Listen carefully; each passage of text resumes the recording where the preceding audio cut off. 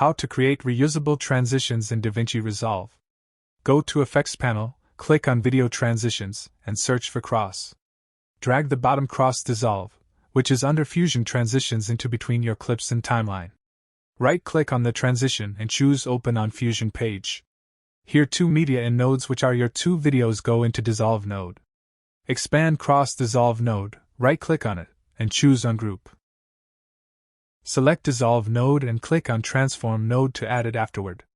Select the Transform node, right-click on Size property, and choose Modify with Anim Curves. Now in the Modifiers tab, set Offset to 1, Scale to 2, Curve to Easing, and Out to Cubic. What I did here is that I want to start from Size 1, and change Size to 2 at the end of the transition, and I want to do it smoothly, so set Curve to Easing.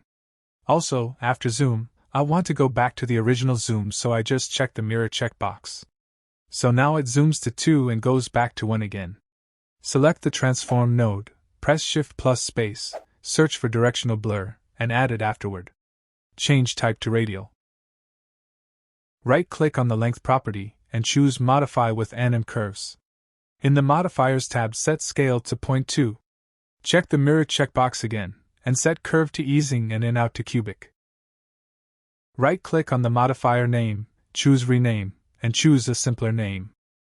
Select all the nodes except for Media In and Out nodes, right-click and choose Macro, Create Macro.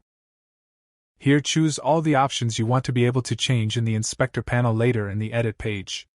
I want Offset and Scale properties and modifiers on Directional Blur, so I check them. Give it a name, then from File menu choose Save As.